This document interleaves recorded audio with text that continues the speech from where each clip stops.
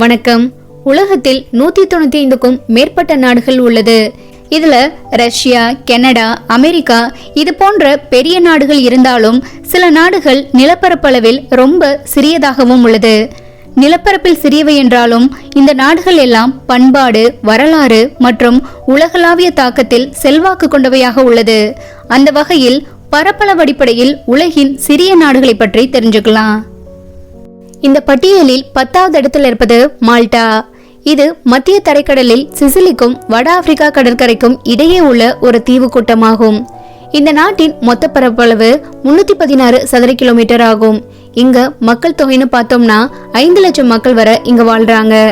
இந்த நாட்டின் அதிகாரப்பூர்வ மொழியாக மால்டீஸ் மற்றும் ஆங்கிலம் உள்ளது. அதிகாரப்பூர்வ நாணயமாக யூரோ உள்ளது. இந்த நாடு உலகின் மிகச்சிறிய நாடாக இருந்தாலும் அதிக மக்கள் அடர்த்தி கொண்ட நாடாகவும் உள்ளது. மக்கள் தொகை அடர்த்தி 1 சதுர கிலோமீட்டருக்கு 1282 பேர் வசிக்கிறாங்க. இது ரோமானியர்கள், மூட்ஸ், சென்ட் ஜான் மாவீரர்கள், பிரெஞ்சு மற்றும் பிரிட்டிஷ் உட்பட பல ஆட்சியாளர்களின் வாரிசு தொடர்பான வரலாற்று தலங்களுக்கு பெயர் பெற்ற நாடாக உள்ளது.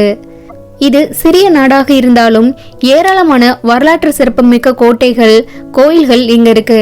இதற்காகவே ஆண்டுதோறும் இங்க லட்சக்கணக்கான சுற்றுலா பயணிகள் வந்து போறாங்க.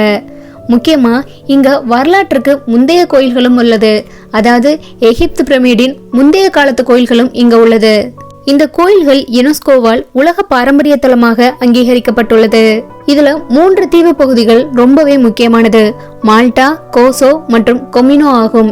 இந்த 3 தீவு பகுதிகளிலும் 365க்கு மேற்பட்ட தேவாலயங்கள் உள்ளது. இந்த நாட்டின் தலைநகரம் வாலட்டா ஆகும். இது மத்திய தரைக்கடலின் மையத்தில் அமைஞ்சிருக்கனால கடற்படை தளமாகவும் சரி, வரலாற்று ரீதியாகவும் சரி ஒரு முக்கியமான இடத்தை பெறுது. இதனால்தான் ரோமானியர்கள், கிரேக்கர்கள், அரேபியர்கள், நார்மன்ஸ், பிரிட்டானியர்கள் மற்றும் இன்னும் சிலர் உட்பட இந்த தீவுகள்ல போட்டியிட்டு ஆட்சி செஞ்சாங்க. மால்டா பிரிட்டிஷ் அரசிடமிருந்து 1964 சுதந்திரம் பெற்று 1974 குடியரசாக மாறியது. மால்டா ஒரு குடியரசு நாடு என்பதால் மால்டாவின் அரசு தலைவரே குடியரசின் ஜனாதிபதியாக இருக்காங்க. இந்த நாட்டில் 1946 முதல் ஆரம்ப பள்ளி கல்வி கட்டாயமாக்கப்பட்டது. அதே மாதிரி 1971 ஆண்டு முதல் 16 வயது வரையிலான இடைநிலை கல்வி கட்டாயமாக்கப்பட்டது. பள்ளி மற்றும் கல்லூரி உட்பட மால்டா மற்றும் கோசோவில் கல்வியை அரசும் சர்ச்சும் இலவசமாக வழங்குகின்றது. இந்த நாட்டின் பொருளாதாரம் சுற்றுலா, நிதி சேவைகள் மற்றும் ஐகேமிங்கை நம்பியுள்ளது. இது போக மருத்துவம் மற்றும் பொறியியல் துறைகள்ல ஆர்வம் காட்டி வருது. மால்டா இயற்கை எழில் கொஞ்சம் அழகிய நாடாகவும் வரலாற்று சிறப்புமிக்க இடங்களையும் கொண்டுள்ளதால் இங்க நிறைய சுற்றுலா பயணிகள் வந்து போறாங்க. அது மட்டும் இல்ல, நிறைய திரைப்படங்களும் இங்க எடுக்கப்படுது. இந்த நாட்டில் பலதரப்பட்ட திராட்சைகள் காணப்படுது. இந்த திராட்சைகளை பதப்படுத்தி ஒயின்கள் உற்பத்தி செய்யப்படுது. இது தரமான ஒயின்கள் என்று பெயர் பெற்றதோடு உலகின் பல பகுதிகளுக்கும் ஏற்றுமதி செய்யப்படுது. அடுத்ததாக 9வது இடத்தில் மாலத்தீவு உள்ளது. இந்த நாட்டின் மொத்த பரப்பளவு 298 சதுர கிலோமீட்டர்கள் ஆகும். இங்க 5 லட்சம் மக்கள் வரை வசிக்கிறாங்க. ஆசியாவின் மிகச்சிறிய நாடாகவும் உலகிலேயே மிக தாழ்வான நாடாகவும் மாலத்தீவு உள்ளது.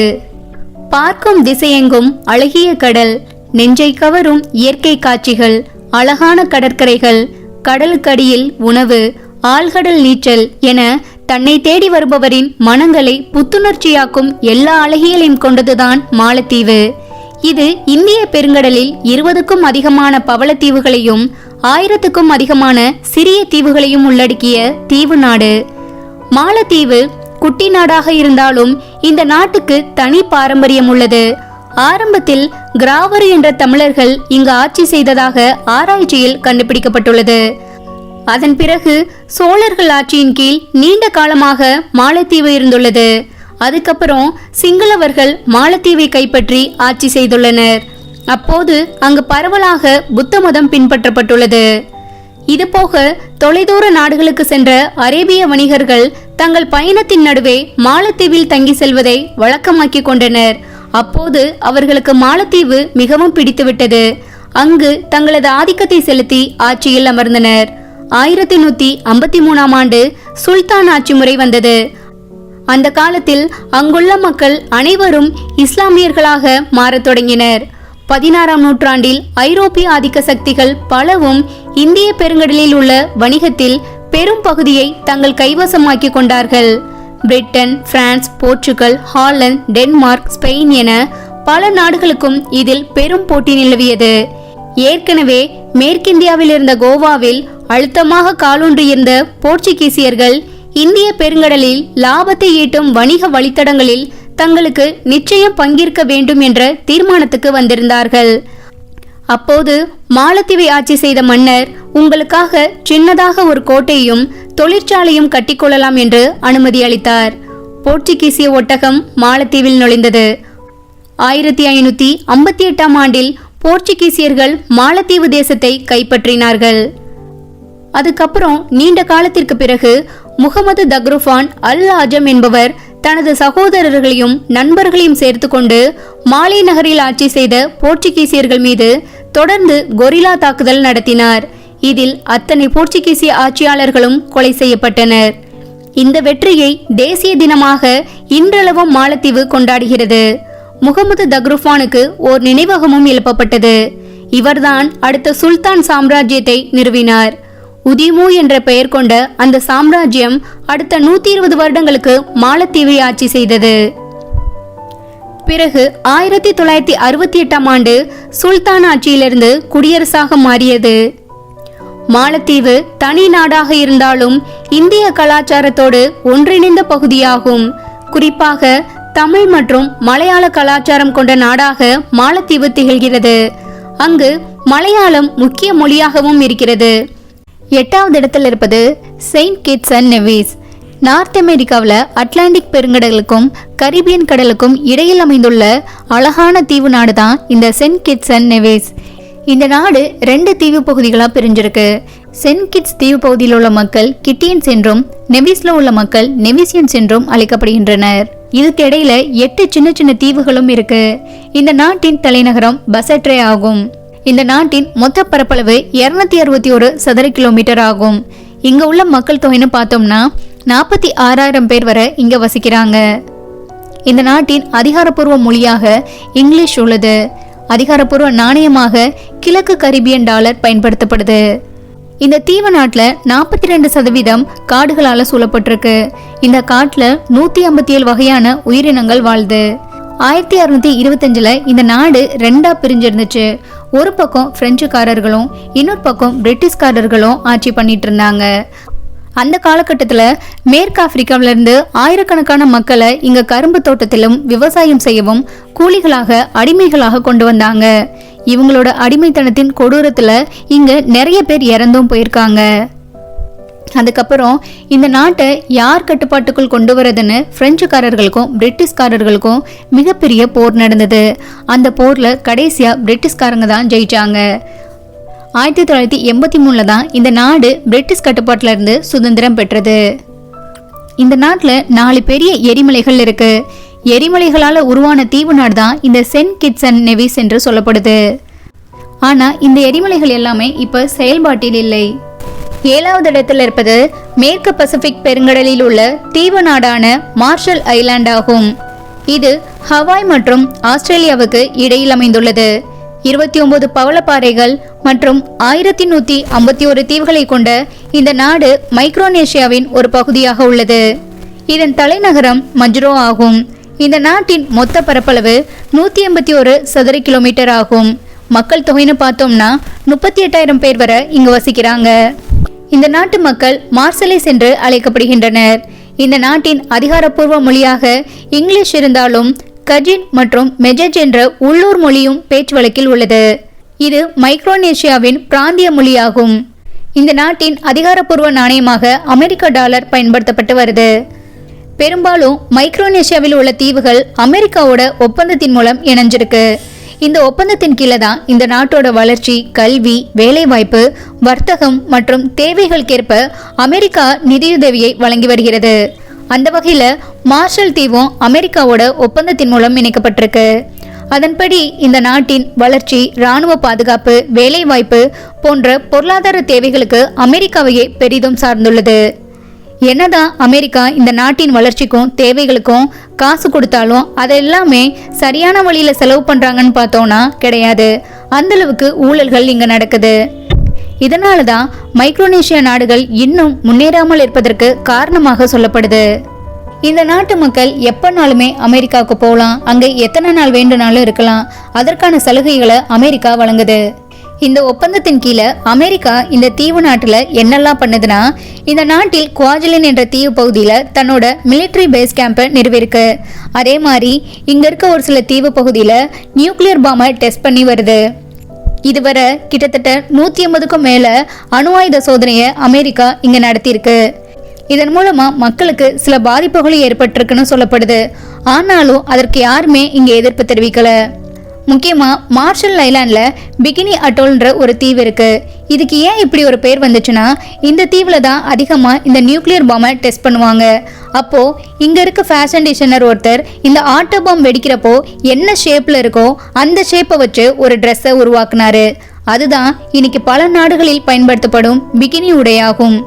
இந்த பிகினி ட்ரெஸ்ஸோட ஆரிஜின் எங்கன்னா இந்த மார்ஷல் ஐலாண்ட் தான். ஆனா இந்த நாட்டுல மக்கள் யாரும் அந்த உடையை பயன்படுத்துறது கிடையாது. இந்த நாட்டின் முக்கிய வருவாயாக தேங்காய் உற்பத்தி, குறிப்பிட்டளவு விவசாயம் செய்தல், சுற்றுலா மற்றும் மீன்பிடித்தல் உள்ளது. இங்க உள்ள காட்டில் 70 வகையான பறவை இனங்கள் இருக்கு. அதே மாதிரி இங்க கடல்ல 300 வகையான மீன்களும் காணப்படுது. மீன்பிடித்தல்ல டியூனா மீன், இறால், நண்டு இதெல்லாமே முக்கிய வருவாயாக உள்ளது. 6வது இடத்தில் இருப்பது லிச்சன்ஸ்டீன் நாடாகும். இது ஆஸ்திரியாவிற்கும் சுவிட்சர்லாந்திற்கும் இடையில் ஆல்ப்ஸ் மலைகளில் அமைந்துள்ள ஒரு வளமான அழகிய நாடாகும். இந்த நாட்டின் மொத்த பரப்பளவு 160 சதுர கிலோமீட்டர் ஆகும். மக்கள் தொகைன்னு பார்த்தோம்னா 40,000 பேர் வரை இங்க வசிக்கிறாங்க. இந்த நாட்டின் அதிகாரப்பூர்வ மொழியாக ஜெர்மன் மற்றும் அலோமானிக் என்ற ஜெர்மனின் கிளை மொழி உள்ளது. அதிகாரப்பூர்வ நாணயமாக ஸ்விஸ் பிராங்க் உள்ளது. இந்த நாட்டின் தலைநகரம் வடூஸ் ஆகும். இந்த நாடு உலகின் 2 இரட்டை நிலத்தால் சூழப்பட்ட நாடுகளில் ஒன்றாக உள்ளது. டபுள் லேண்ட்லாக்டு கண்ட்ரின்னு சொல்லுவாங்க. அதாவது இந்த நாட்டிற்கு கடல் எல்லைகள் எதுவும் கிடையாது, நிலத்தால் தான் சூழப்பட்டிருக்கும். அதே மாதிரி இதற்கு பக்கத்து நாடுகளான ஆஸ்திரியா மற்றும் சுவிட்சர்லாந்துலேயும் கடல் எல்லைகள் எதுவும் கிடையாது, முழுவதுமே நிலத்தால் தான் சூழப்பட்டிருக்கும். இதைத்தான் இரட்டை நிலத்தால் சூழப்பட்ட நாடுன்னு சொல்றாங்க. உஸ்பெகிஸ்தானுக்கு அப்புறம் லிச்சன்ஸ்டீன் தான் இரட்டை நிலத்தால் சூழப்பட்ட நாடாக உள்ளது.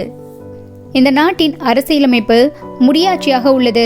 இளவரசர் ஹான்ஸ் ஆடம் II அரச தலைவராகவும் பட்டத்து இளவரசர் அலோயிஸ் ஆட்சியாளராகவும் உள்ளனர். முக்கியமா இந்த நாட்டோட இளவரசர் ஒவ்வொரு வருஷமும் அவரோட பிறந்த நாளை கொண்டாடும் விதமாக அவர் பிறந்த நாள் என்று மொத்த நாட்டு மக்களையும் கூப்பிட்டு உணவு கொடுக்கிறாரு. உலகத்திலே ஒரு அரசர் மொத்த நாட்டு மக்களையும் கூப்பிட்டு உணவு பரிமாறுறது இங்க மட்டும்தான் நடக்குது. இந்த நாட்டில் கொலை கொள்ளைன்னு குற்ற விகிதங்கள் ரொம்பவே கம்மியாக தான் இருக்குது. அதே மாதிரி வரியும் இந்த நாட்டில் குறைந்தளவு கட்டணமாக தான் இருக்குது.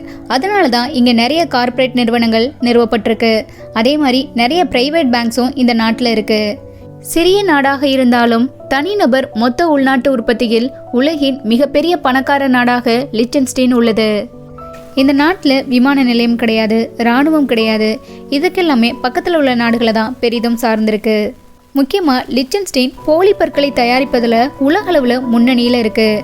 ஆண்டுதோறும் 60 மில்லியனுக்கும் அதிகமான செயற்கை பற்களை உற்பத்தி செஞ்சு வெளிநாடுகளுக்கு இது அனுப்புது. அதே மாதிரி தனிநபர் ஒலிம்பிக் பதக்கங்களுக்கான சாதனையும் பெற்றுள்ளது. ஒரு காலத்தில் $70,000 கொடுத்தா இந்த மொத்த நாட்டையுமே வாடகைக்கு எடுத்துக்கலான்ற முறை நடைமுறையில் இருந்தது.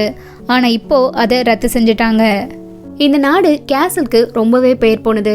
இந்த நாட்டோட இளவரசர் தங்கியிருக்கிற வடூஸ் கேசல் மற்றும் இந்த நாட்டில் உள்ள கியூட்டன்பர்க் கேசல் ரெண்டுமே உலக புகழ் பெற்றது. இந்த நாட்டில் செர்ரி, பிளம்ஸ் போன்ற பாரம்பரியமான பழங்களை பயன்படுத்தி ஒயின் மற்றும் பீர் தயாரிக்கப்படுது. இந்த மதுபானங்கள் எல்லாமே உலகளவில் பெயர் பெற்று விளங்குது. இந்த நாட்டில் மது அருந்துவதற்கான சட்டப்பூர்வ வயது, அதாவது ஒயின், பீர் மற்றும் சைடர் ஆகியவற்றிற்கு 16 வயது நிரம்பியிருக்கணும். மதுபானங்கள் மற்றும் மதுபானங்களை அடிப்படையாக கொண்ட ட்ரிங்க்ஸ்களுக்கு 18 வயது பூர்த்தியாயிருக்கணும். 5வது இடத்தில் இருப்பது உலகில் இராணுவம் இல்லாத நாடுகளில் ஒன்றான சான் மெரினோ ஆகும். இது இத்தாலியால் சூழப்பட்ட ஒரு சிறிய நாடாகும். உலகிலேயே மிகவும் பழமையான குடியரசு நாடாக சான் மெரினோ உள்ளது. இந்த நாட்டின் மொத்த பரப்பளவே 61 சதுர கிலோமீட்டர் தான். மக்கள் தொகைன்னு பார்த்தோம்னா 33,000 36,000 பேர் வரை இங்க வசிக்கிறாங்க. இந்த நாட்டின் வருவாயாக சுற்றுலா, வங்கி மற்றும் முத்திரை உருவாக்குதலை நம்பியுள்ளது. முக்கியமா இங்க குறைந்தளவே பிறப்பு விகிதம் இருந்தாலும் நீண்ட ஆயுட்காலத்தை கொண்ட உயர்வான வாழ்க்கை தரத்தை பராமரிக்கிறது. இந்த நாடு முதல் உலக போர், இரண்டாம் உலக போர் இப்படி எதுலையுமே கலந்துக்கறல. அந்த அளவுக்கு அமைதியை விரும்பும் நாடாக உள்ளது. சான் மெரினோ ஐரோப்பிய கவுன்சிலில் 1988 முதலும் ஐநா அவையில் 1992 முதலும் அங்கமாக வகிக்கிறது. ஆனால் இது ஐரோப்பிய ஒன்றியத்தில் அங்கமாக வகிக்கவில்லை. ஆனால் அதிகாரப்பூர்வ நாணயமாக யூரோ உள்ளது. இந்த நாட்டில் உள்ள மக்கள் சம்மரனீஸ் என்று அழைக்கப்படுகிறார்கள். இங்கு அதிகாரப்பூர்வ மொழியாக இத்தாலி உள்ளது. அதே நேரம் ஆங்கிலமும் அதிகமாக பேசப்பட்டு வருது. இது கல்வி, அரசு மற்றும் அதிகாரப்பூர்வ வணிகங்களுக்கும் பயன்படுத்தப்படுது. பெரும்பான்மையான மக்கள் இங்க 2 மொழி பேசுபவர்களா இருக்காங்க. இந்த சம்மரினிஸ் என்ற மக்கள் ரோமக்னோலின் என்ற பேச்சு வழக்கை பேசுறாங்க. இது ரோமக்னோலுடன் நெருங்கிய தொடர்புடைய ஒரு பிராந்திய மொழியாகும். கிபி 301 ஆண்டில் செயின்ட் மேரினஸ் என்பவரால் இந்த குடியரசு உருவாக்கப்பட்டதாக சொல்லப்படுது. இந்த செயின்ட் மேரினஸ் என்பவர் கிறிஸ்தவத்தை கடைபிடித்ததால் துன்புறுத்தப்பட்டு பாதிக்கப்பட்டார். இதனால் அவர் டிட்டானோ மலையின் மீது ஒரு சிறிய சமூகத்தை உருவாக்கினார். இதுவே சான் மெரினோ குடியரசின் அடிப்படையாக உள்ளது. அதே மாதிரி உலகின் மிகவும் பழமையான அரசியலமைப்பை இந்த நாடு கொண்டுள்ளது. இந்த நாட்டின் அரசியலமைப்பு 1600 எழுதப்பட்டது. இன்றும் இதுதான் நடைமுறையில் உள்ளது. இந்த சான் மெரினோ நாட்டின் தலைநகரம் the city of San Marino mount டிட்டாவின் என்ற மலையின் மேல் உள்ளது. இது கடல் மட்டத்திலிருந்து 750 மீட்டர் உயரத்தில் இருக்கு. இந்த மலையில 3 கோபுரங்கள் இருக்கு. இந்த 3 கோபுரங்கள் தான் இந்த நாட்டு தேசிய கொடியிலையும் பொறிக்கப்பட்டிருக்கும். அது என்னென்ன கோபுரங்கள்னா குவைட்டா, செஸ்டா மற்றும் மான்ட்லே ஆகும். இந்த குவைட்டா தான் இருக்கிற கோபுரங்களையே ரொம்பவும் பழமையானது. இது 11ஆம் நூற்றாண்டில் கட்டப்பட்டிருக்கு. அந்த காலத்துல சான் மெரினோ மக்களுக்கும் இத்தாலியின் ரெம்னி என்ற பகுதியிலிருந்து வந்த மக்களுக்கும் போர் நடந்தது. அந்த போரில் சிறைப்பிடிக்கப்படும் வீரர்களை அடைக்கதான் இந்த குவைட்டா கோபுரம் பயன்படுத்தப்பட்டது. அதாவது இது கொஞ்ச காலம் சிறைச்சாலையாக பயன்படுத்தப்பட்டிருக்கு. 2வதாக இருக்கிற கோபுரம் செஸ்டா. இது 1956ஆம் ஆண்டு கட்டப்பட்டது. இது இந்த நாட்டை உருவாக்கிய செயின்ட் மேரினஸ் என்பவரை கௌரவிக்கும் வகையில் ஒரு அருங்காட்சியகம் இங்கு அமைக்கப்பட்டிருக்கு. அது மட்டும் இல்லாம அந்த காலத்தில் போரில் பயன்படுத்திய ஆயுதங்கள், துப்பாக்கிகள் இது எல்லாமே இந்த மியூசியத்துல பார்வைக்காக வைக்கப்பட்டிருக்கு. 3வதாக இருக்கும் கோபுரம் மான்ட்லே ஆகும். இது அந்த காலத்தில் சிறைப்பிடிக்கப்படும் வீரர்களை அடைக்க இந்த கோபுரம் பயன்படுத்தப்பட்டிருக்கு. ஆனா இப்ப இந்த கோபுரம் யாருக்கும் பார்வையிட அனுமதி கிடையாது. போர் முடிந்ததுக்கு அப்புறம் இந்த கோபுரம் பயன்பாட்டில் இல்லாம மூடப்பட்டுதான் இருக்கு. இந்த கோபுரங்கள் யுனெஸ்கோவால் உலக பாரம்பரிய தலமாக அங்கீகரிக்கப்பட்டுள்ளது. 1861ஆம் ஆண்டில் அமெரிக்க உள்நாட்டு போரின் போது நட்புறவின் அடையாளமாக சான் மெரினோ குடியரசு அமெரிக்க ஜனாதிபதி ஆப்ரஹாம் லிங்கனுக்கு கௌரவ குடியுரிமையை வழங்கியது. குடியரசு கொள்கைகளுக்கு அர்ப்பணிப்புடன் செயல்பட்டதற்காக சிறிய பண்டைய குடியரசை பாராட்டி ஆப்ரஹாம் லிங்கனும் இந்த கௌரவத்தை ஏற்றுக்கொண்டார். இந்த இணைப்பு யூனியனுக்கும் சான் மெரினோவின் ஆதரவை எடுத்துக்காட்டுகிறது. 1937ஆம் ஆண்டு சான் மெரினோவில் ஆப்ரஹாம் லிங்கனின் வெண்கல மார்பளவு சிலை திறக்கப்பட்டது. உலகின் மிகச்சிறிய நாடாக 4வது இடத்தில் இருப்பது பசிபிக் பெருங்கடலில் அமைந்துள்ள சிறிய தீவு நாடான துவாலு. இது ஆஸ்திரேலியாவிற்கும் ஹவாய்க்கும் இடையில் அமைஞ்சிருக்கு. இதன் மொத்த பரப்பளவு 26 சதுர கிலோமீட்டர் ஆகும். இங்க மக்கள் தொகைன்னு பார்த்தோம்னா 9700 பேர் தான் இருக்காங்க. உலகின் 2வதாக மிக குறைந்த மக்கள் தொகை கொண்ட நாடாக துவாலு உள்ளது. இந்த நாட்டின் தலைநகர் ஃபுனாஃபுட்டி ஆகும். முன்னால் இது எல்லிஸ் தீவுகள் என்று அழைக்கப்பட்டது. இந்த நாட்டின் அதிகாரப்பூர்வ நாணயமாக ஆஸ்திரேலியன் டாலர் உள்ளது. இந்த நாட்டின் அதிகாரப்பூர்வ நாணயம் துவாலு டாலர் ஆகும். நாணய குறியீடு டிவிடி. ஆனால் துவாலு டாலர் சர்வதேச வர்த்தகத்திற்கான கணக்கின் அழகாக மட்டுமே பயன்படுத்தப்படுது. அதனால ஆஸ்திரேலிய டாலர் தான் இந்த நாட்டின் நடைமுறை நாணயமாக உள்ளது. 1978இல் ஐக்கிய ராஜ்யத்திடமிருந்து துவாலு சுதந்திரம் பெற்றது. இது 4 ஆண்டுக்கு ஒரு முறை தேர்ந்தெடுக்கப்படும் 16 உறுப்பினர்களை கொண்ட ஒற்றையவை நாடாளுமன்றத்தை கொண்ட அரசியலமைப்பு முடியாட்சியாகும். பசிபிக் பெருங்கடலின் பரந்த நிலப்பரப்பில் அமைந்துள்ள சிறிய நாடுதான் துவாலு தீபகற்பம். அமைதியான மற்றும் மாசுபடாத சூழலில் சோர்வுடன் சென்று ஓய்வெடுக்கும் மக்களுக்கு ஆறுதலாக இருக்கிறது.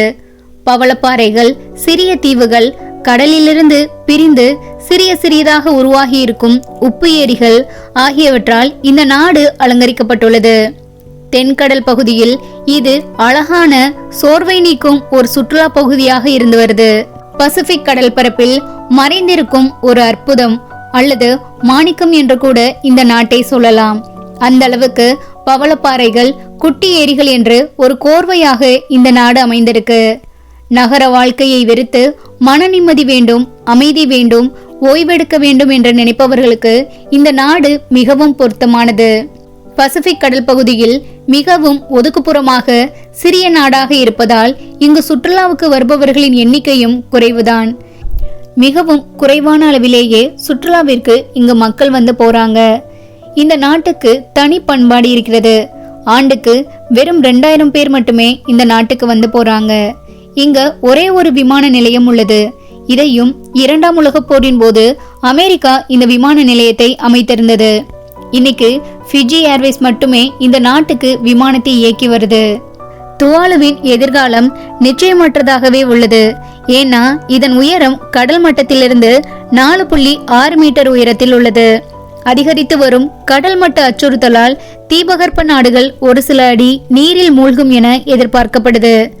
தேவை ஏற்பட்டால் இங்கு வசிக்கும் மக்களை நியூசிலாந்து அல்லது ஃபிஜி போன்ற நாடுகளில் குடியமர்த்துவதற்கான திட்டங்கள் விவாதிக்கப்பட்டு வருது. இது மட்டும் இல்லாம இங்கு செய்யப்படும் விவசாய பயிர்களுக்கும் ஆபத்து ஏற்பட்டுள்ளது. தீவு நாடுகளுக்குள் உப்பு நீர் ஊடுருவதால் சாமை மற்றும் தென்னை போன்ற அத்தியாவசிய பயிர்களுக்கு கடுமையான பாதிப்பு ஏற்பட்டுள்ளது. பருவநிலை மாற்றத்தால் முற்றிலுமாக நாம் இழக்கும் உலகின் முதல் நாடாக துவாலு இருக்கும் என எதிர்பார்க்கப்படுது. கடல் மட்டம் உயரும் போது அதன் தலைநகரான ஃபுனாஃபுட்டியின் பாதி நிலப்பரப்பு அடுத்த 30 ஆண்டுகளில் கடல் அலை வெள்ளத்தில் மூழ்கும் என கணிக்கப்பட்டிருக்கு. துவாலுவின் 9 பவளங்களில் 2 ஏற்கனவே நீரில் மூழ்கிவிட்டது. இந்த நெருக்கடியை எதிர்கொள்ள 2023இல் துவாலு மற்றும் ஆஸ்திரேலியா இடையே ஃபலேபிலி ஒன்றிய ஒப்பந்தம் கையெழுத்தானது. இந்த ஒப்பந்தத்தின் கீழ் ஆண்டுக்கு 280 துவாலு மக்களுக்கு ஆஸ்திரேலியாவில் நிரந்தர உரிமை வழங்கப்படும் என்று தெரிவிக்கப்பட்டது. இவர்களுக்கு சுகாதாரம், கல்வி, வீடு வசதி, வேலைவாய்ப்பு உள்ளிட்ட முழு உரிமையும் கிடைக்கும் என தெரிவிக்கப்பட்டிருக்கு. புயல்களின் போது 2 பக்கங்களில் இருந்தும் அலைகள் வந்து இந்த தீவுகளின் இருப்புக்கே அச்சுறுத்தலை ஏற்படுத்துகிறது. உலகின் மாணிக்கமாக பலரும் அறியப்படாமல் இருக்கும் துவாலு பருவநிலை மாற்றத்திற்கு இரையாகும் முதல் நாடாக இருக்க போகிறது என்பது வருத்தமான செய்தியாகவே உள்ளது. இந்த பருவநிலை மாற்றத்தை எப்படி சரி செய்வது என்பது மனிதர்களிடமே இருக்கிறது. இயற்கையை சார்ந்து வாழ்வதுதான் மனித சமுதாயத்துக்கு நல்லது என்பதை மனிதர்கள் உணர வேண்டும். கடலில் மூழ்க போகும் தீவு நாடொன்று உலகிலேயே முதல் முறையாக திட்டமிட்டு குடியேறும் நாடாக வரலாற்றில் இடம்பெற உள்ளது. உலகின் மிகச்சிறிய நாடாக 3வது இடத்தில் இருப்பது நவ்ரு. தென் பசிபிக் பெருங்கடலில் அமைந்துள்ள உலகின் மிகச்சிறிய தீவு நாடுதான் நவ்ரு. இதன் மொத்த பரப்பளவே வெறும் 21 சதுர கிலோமீட்டர் தான். இந்த நாட்டின் மக்கள் தொகைன்னு பார்த்தோம்னா 10,000 பேர் வரை இங்க வசிக்கிறாங்க. இந்த நாட்டின் அதிகாரப்பூர்வ மொழியாக நவ்ருவான் உள்ளது. ஆனால் வணிகத்திற்காக ஆங்கிலமும் பயன்படுத்தப்படுது. இந்த நாட்டின் அதிகாரப்பூர்வ நாணயமாக ஆஸ்திரேலியன் டாலர் உள்ளது.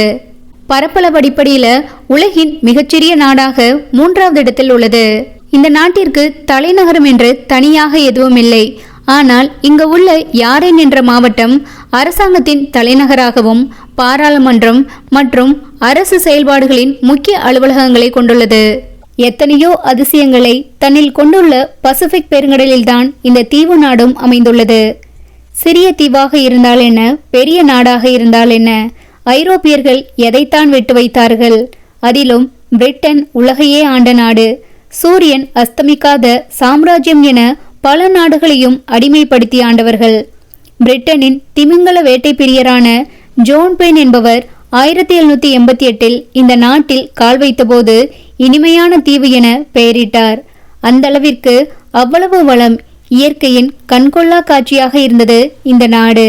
ஆனால் ஜோன் பென் கால் வைத்ததற்கு 40 ஆண்டுகளுக்கு பின் நல்ல நீர் பெறுவதற்காக கப்பல்கள் இந்த தீவில் நங்கூரம் பாய்ச்சியது. திமிங்கல வேட்டையர்கள் பலரும் இங்க வந்து தங்க ஆரம்பிச்சாங்க. ஐரோப்பியர்களுக்கு நாடுகளை வளைத்து போட சொல்லவா வேண்டும்? மது வகைகளை ஆசை காட்டினர், துப்பாக்கிகளில் ஆர்வமூட்டினர்.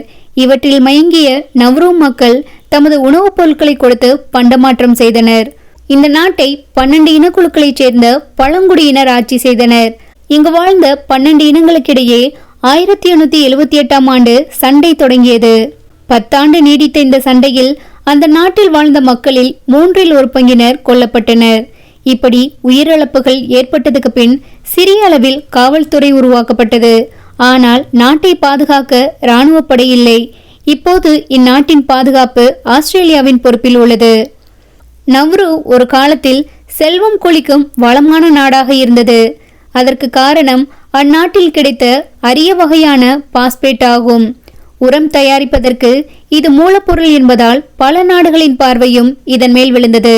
யார் கேட்டால் என்ன, தங்கள் நாட்டின் மேற்பரப்பில் அனைத்துமே பாஸ்பேட் பாறைகள்தான். வருமானத்திற்காக அவற்றை வெட்டி எடுக்கும் உரிமையை தாராளமாக வழங்கியது நவ்ரு. இதனால் அங்கே கனிம வளம் குறைந்து கொண்டே வந்தது. இதற்கிடையில தான் 2ஆம் உலகப் போர் வந்தது. இந்த நாட்டின் இயற்கை வளம் ஜப்பானின் கண்களை ஊர்த்தியது. நவ்ரு அந்நாட்டின் வசமானது. போரில் ஜப்பான் வீழ்த்தப்பட்டதும் ஆஸ்திரேலியா, நியூசிலாந்து, பிரிட்டன் நிர்வாகத்தின் கீழ் நவ்ரு கொண்டு வரப்பட்டது.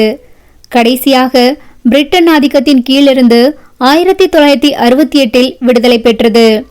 சுதந்திரமடைந்த புதிதில் தனிநபர் வருமானம், நாட்டின் வரி வருவாய் எல்லாம் பிற நாடுகள் பொறாமைப்படும் அளவிற்கு நவ்ரு ஒரு பெரிய பணக்கார நாடாக விளங்கியது.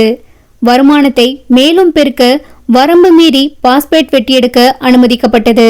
சுரங்கத் தொழில் பெருக பெருக சுற்றுச்சூழல் கடுமையாக பாதிக்கப்பட்டது. கனிம வளம் வெட்டி எடுக்க எடுக்க அது அந்த நாட்டின் சூழலியலில் ஒரு பெரும் தாக்கத்தை ஏற்படுத்தியது. நவ்ருவின் வரலாறு ஒரு சபிக்கப்பட்ட கதையாக மாறியது.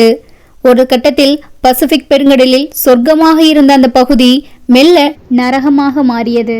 1970களில் இந்த நாட்டின் தனிநபர் மொத்த உள்நாட்டு உற்பத்தியில் சவுதி அரேபியாவிற்கு அடுத்தபடியாக 2வது இடத்தில் உலகின் பணக்கார நாடாக இருந்தது.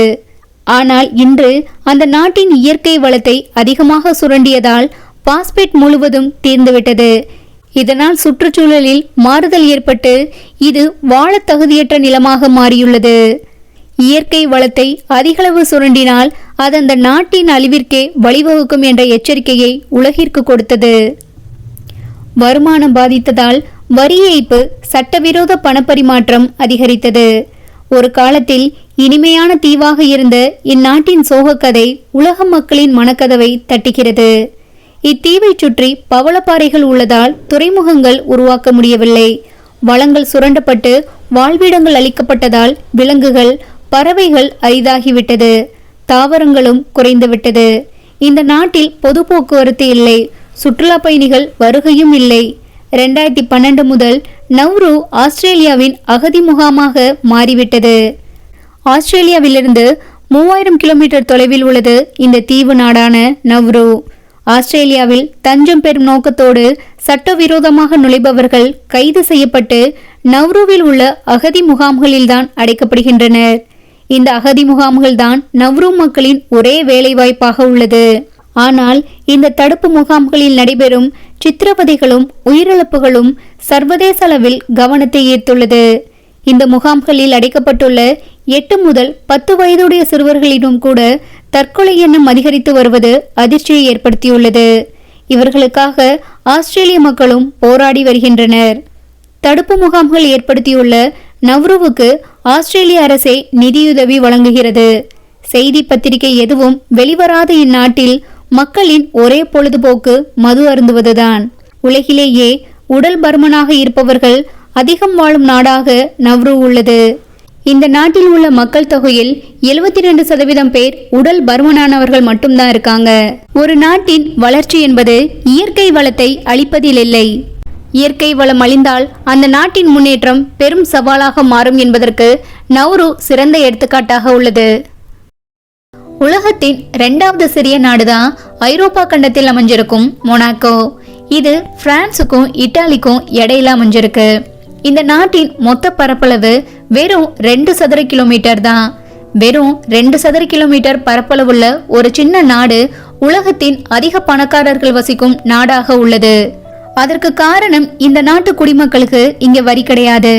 இந்த நாட்டில் குடியுரிமையை வாங்கணும்னா நம்ம 5 கோடி இந்த நாட்டின் பேங்க்ல கொடுத்தா குடியுரிமையை ஈஸியா வாங்க முடியும். எந்த நாட்டில இருந்து வந்தாலும் நம்ம இங்க குடியுரிமையை வாங்கிட்டா நம்மளுக்கும் இங்க வரி கிடையாது. அந்த காரணத்தினாலேயே உலகின் பல பகுதிகளில் இருக்கும் கோடீஸ்வரர்கள் இங்க வந்து வணிகம் செய்யவும் தங்கவும் ஆரம்பிச்சிட்டாங்க. மொனாக்கோ நாட்டின் குடிமக்கள் மொனாகஸ் என்று அழைக்கப்படுறாங்க. இந்த நாட்டின் மக்கள் தொகை 40,000 பேர் தான். இதுல 15% பேர் தான் இந்த நாட்டின் குடிமக்களா இருக்காங்க. மீதி உள்ளவங்க வெளிநாடுகள்ல இருந்து இங்க வந்து செட்டில் ஆனவங்க தான். இந்த நாட்டில் விமான நிலையம் கிடையாது, ராணுவம் கிடையாது, விவசாயம் கிடையாது. ஏன்னா அந்த அளவுக்கு இங்க இடவசதி கிடையாது. சுற்றுலா மட்டும்தான் இந்த நாட்டின் வருமானத்தின் ஆதாரமாக உள்ளது. உலக புகழ் பெற்ற சூதாட்டத்திற்கு பெயர் பெற்ற நாடுதான் மொனாக்கோ. ஆனா இந்த நாட்டு குடிமக்கள் சூதாட்டத்தில் விளையாட முற்றிலும் தடை செய்யப்பட்டுள்ளது. வெளிநாடுகளிலிருந்து வருபவர்கள் மட்டும்தான் சூதாட்டத்தில் விளையாட அனுமதி உண்டு. உலகத்தின் பல இடங்களில் சூதாட்டம் சட்டப்பூர்வமாக இருந்தாலும் உலகின் மிகப்பெரிய கேசினோக்களில் ஒன்றான மாண்டே கார்லே கேசினோ இங்க தான் இருக்கு. இங்க ஏழை மக்கள்னு யாருமே இல்ல.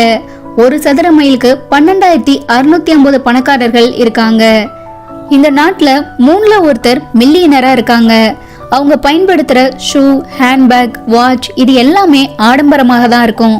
முக்கியமா கார்ல Range Rover, Rolls Royce, Bentley, Ferrari, கவர்டேரெட், டாஜ், லம்போகினி இப்படி பிராண்டடான சொகுசான ஆடம்பர காரை தான் இங்க அதிகமா பார்க்க முடியும்.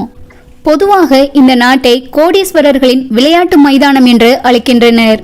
மொனாக்கோவில் சொகுசு கப்பல்கள் மற்றும் கெசினோக்களை பரவலாக பார்க்க முடியும். இங்க எவ்வளவு அதிக வருமானம் ஈட்டினாலும் இந்த நாட்டில் தனிநபருக்கு வருமான வரி எதுவும் கிடையாது. அதே மாதிரி இங்கு வணிகம் புரியும் நிறுவனங்களுக்கும் குறைவான வரியே விதிக்கப்பட்டு வருகிறது. இந்த நாட்டு மக்களின் வாழ்வாதாரம் சிறப்பாக இருப்பதற்கு இதுவும் ஒரு காரணமாகும். இந்த நாட்டில்தான் தனிநபர் மொத்த உள்நாட்டு உற்பத்தி மிகவும் அதிகமாக உள்ளது. இதன் காரணமாக இந்த நாட்டில் உள்ள தனிநபரின் ஆண்டு வருமானம் இந்திய மதிப்பில் 2 கோடியாக உள்ளது.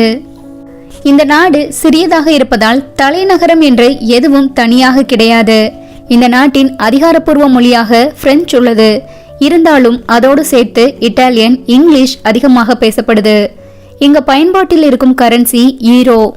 இந்த நாட்டில் விமான நிலையம் இல்லை என்றாலும் பக்கத்து நாட்டின் பிரான்சின் நைஸ் ஏர்போர்ட்ல இருந்து இங்க வர்றதுக்கு ஹெலிகாப்டர் வசதி உண்டு. இது போக இங்க வர்றதுக்கு பிரான்ஸ் நாட்டில இருந்து பஸ், கார், ட்ரெயின் மற்றும் கப்பல் போக்குவரத்தும் உள்ளது. முக்கியமா 1956ஆம் ஆண்டு இந்த நாடு உலகத்தையே திரும்பி பார்க்க வைத்தது. ஏன்னா ஹாலிவுட்டின் பிரபல நடிகை கிரேஸ் கெல்லி இங்க ராணியாக ஆனாங்க. அவங்க பிரின்ஸ் ரெனியரை கல்யாணம் பண்ணப்போ அவங்களோட காதல் கதையும் திருமண விழாவும் உலக அளவுல பேசப்பட்டது. இவங்களோட மகன்தான் பிரின்ஸ் ஆல்பர்ட் தற்போதைய மொனாக்கோ நாட்டின் மன்னராக இருக்காரு. மொனாக்கோவை பொறுத்தவரை ரியல் எஸ்டேட் சந்தை என்பது அதிக மதிப்பு கொண்டதாக இருக்கு. உலகிலேயே அதிக மதிப்பு கொண்ட சொத்துக்கள் இங்கதான் இருக்கு.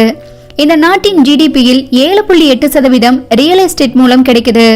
கட்டுமான பணிகள் மூலம் 9.1% ஜிடிபி கிடைக்குது. இந்த நாட்டின் மொத்த வருமானத்தில் 15% சுற்றுலா மூலம் கிடைக்கிறது. மேலும் உலகில் உள்ள முக்கிய வங்கிகள் பல இந்த நாட்டில் உள்ளது. சொகுசு வாழ்க்கைக்கும் ஆடம்பரத்திற்கும் பெயர் போன நாடுதான் மொனாக்கோ. மொனாக்கோ பழங்கால கிரேக்கர்கள் மற்றும் ரோமானியர்களின் வருகையோடு தொடங்கி அதன் பின்னர் ஜெனோவாக்கரர்களின் ஆட்சியின் கீழே ஒரு துறைமுக நகரமாக வளர்ச்சி பெற்றது. அதாவது ரோமானிய பேரரசின் வீழ்ச்சிக்கு பிறகு ஜெனோவா என்ற வணிகர்களின் கட்டுப்பாட்டில் இருந்தது.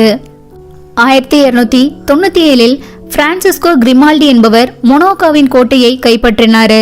இதுவே கிரிமால்டி குடும்பத்தின் தொடர்ச்சியான ஆட்சியின் தொடக்கமாகும். அதன் பின்னர் 16ஆம் நூற்றாண்டில் ஸ்பெயின் ஆதிக்கம் செலுத்தியது. 17ஆம் நூற்றாண்டில் பிரான்சின் செல்வாக்கு அதிகரித்தது. 1861இல் பிரான்சுடனான ஒப்பந்தத்தின் மூலம் மொனாக்கோ தனது இறையாண்மையை பெற்றது. அதன் பிறகு கிரிமால்டி அரச குடும்பத்தினர் மொனாக்கோவை ஆளத் தொடங்கினர். 1800களில் பிரெஞ்சு நாட்டோடு நடந்த சண்டையில மொனாக்கோவை சுற்றியிருந்த முக்கியமான நகரங்கள் பிரான்ஸோட சேர்ந்துட்டாங்க. அந்த நேரத்துல மொனாக்கோ கடுமையான நிதி நெருக்கடியை சந்திச்சிச்சு. இந்த நாட்டில் இருக்கிற பேங்க் கிட்டத்தட்ட திவாலாகும் நிலையில இருந்தது. அந்த நேரத்துல மொனாக்கோ நாட்டின் இளவரசி கரோலின் அவங்களுக்கு தோன்றிய ஐடியா தான் இந்த கெசினோ. அவங்க திட்டத்திற்கு இணங்க இளவரசர் 3ஆம் சார்லஸ் 1878 கேசினோ டி மாண்டே கார்லேவை கட்டினாரு. அவங்க நினைச்ச மாதிரி இது மொனாக்கோவின் நிதி நெருக்கடியும் தீர்த்தது, அதே நேரம் அந்த நாட்டின் புகழை அதிகரிக்கவும் செஞ்சது. இது கொஞ்ச வருடங்களிலேயே ஐரோப்பாவின் பணக்காரர்கள், அரச குடும்பத்தினர் மற்றும் பிரபலங்களின் சொர்க்கமாக மாறியது. ஆனால் மாண்டே கார்லோவில் வசிக்கும் மொனாக்கோ நாட்டு குடிமக்கள் கெசினோவில் சூதாடும் பகுதியில் நுழைய தடை செய்யப்பட்டிருக்கு. இது கெசினோவின் விதிமுறைகளில் ஒன்றாகும். இந்த கட்டிடத்துல பாரிஸில் காணப்படும் ஒபேரா ஹவுஸை பிரதிபலிக்கும் வகையில் ஆடம்பரமான விடுதிகளும் இருக்கு.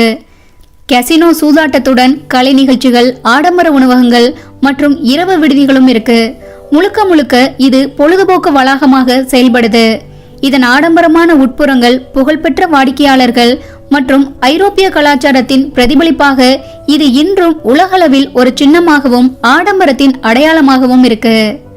புகழ்பெற்ற கட்டிடக்கலைஞர் சார்லஸ் கார்னியர் வடிவமைத்த இந்த கட்டிடம் ஆடம்பரமான பெல்லி எபோக் பாணியில் மிகுந்த அலங்காரங்களுடன் கட்டப்பட்டிருக்கு. இதன் வடிவமைப்பு ரொம்பவே பிரபலமானது.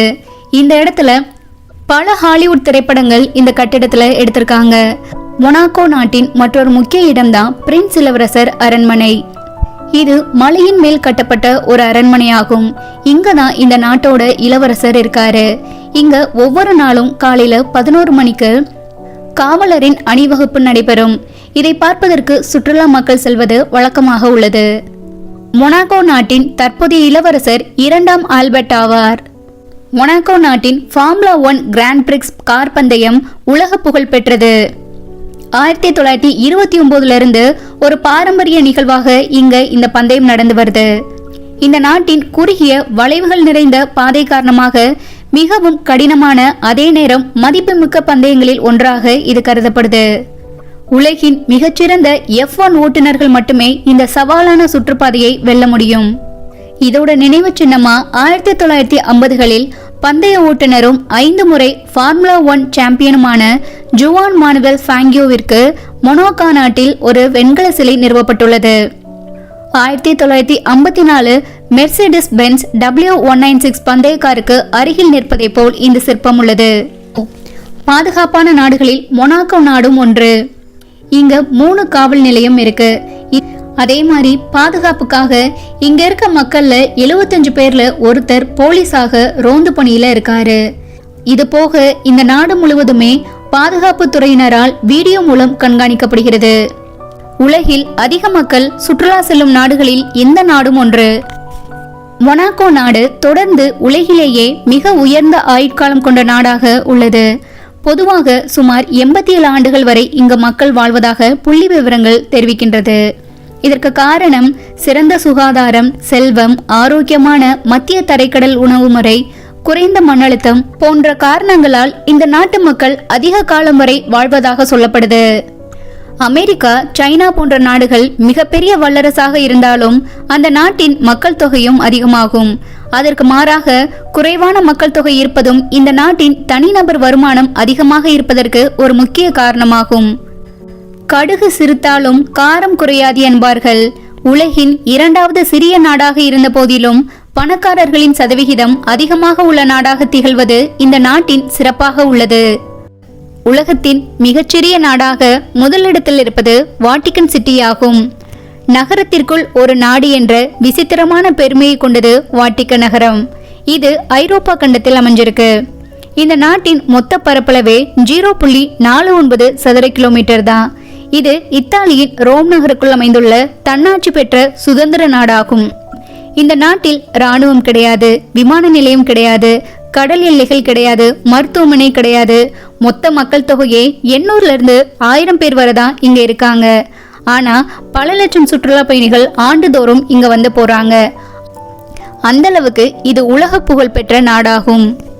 இந்த நாடு சிறியதாக இருந்தாலும் மதத்துறையிலும் மற்றும் உலக அரசியலிலும் மிகப்பெரிய தாக்கத்தை ஏற்படுத்தி வருகிறது.